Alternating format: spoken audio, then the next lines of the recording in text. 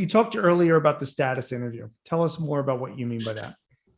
There's an age-old adage, Gene, of I had this story a lot. If you feed a man a fish, then you feed him for a day. Right. But if you can teach him, if you could teach the man how to fish, then you feed him for a lifetime. Right. Every time I hear that story, I think to myself, who said the guy wanted a fish? Right. Right? Maybe he wants a piece of chicken, Gene. Right. And again, sometimes as leaders, we go, well, I know what you want. I know what you need. Okay, we're going to throw the Christmas party. I'm going to give you the water bottle. We're going to give you these benefits. And they've never really taken the time to create an environment where people could truly give them the truth. I created a whole business for the last 5.5 years. I have created an organization based off of this gap that you don't really know, yet you're trying. We want to do this. So how do we decrease the gap? How do we understand the true status of an individual? My background is in the medical field, so I use this word based off of that experience. I also saw great leaders do it in unique ways. I call it status because a doctor in the OR would call out and say, I need a status check. What they were really referring to were what are the vital signs of a patient? What's the heart rate, respiratory rate, body temperature, blood pressure? We've all got vitals. Employees have vitals.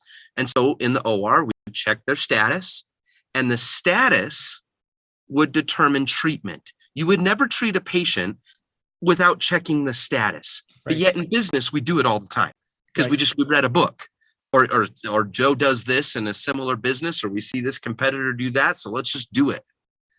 And I'm saying, let's pause, let's take a moment, and let's conduct a status interview so we can understand treatment. And then you treat the employee, and then we recheck the status. If we just did that simple formula, it's amazing how we would increase healthy stability long-term in business. Right. Is the checking status or the status interview any different than a performance review or a variation of a performance review? Absolutely. Because the status interview is not a time for you to go over performance. Okay. It is not a time to go over quotas. It is not a time to go over goals. It is not a time to go over their performance. That's not what this is about. This is a chance for you to become the advocate, to look at what matters to them. Again, every employee right now, they are asking the question of their business owners, their managers. Let me know when this gets to the part about me, because if you don't, I will go and find a business that does. And too many organizations are learning how to do this better. And so we start there, right? Like, how do we make the deposits of trust with an individual?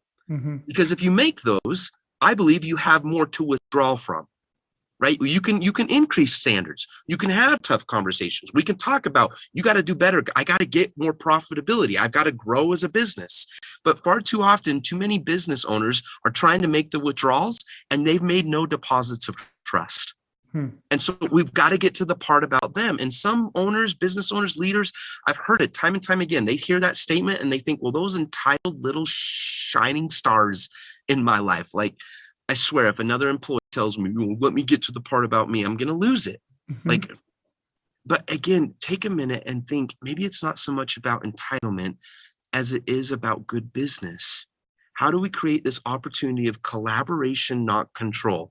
How do I make this a win-win? How do I make the deposits of trust so that we can grow? How do I make this a relationship in a place where you want to be here?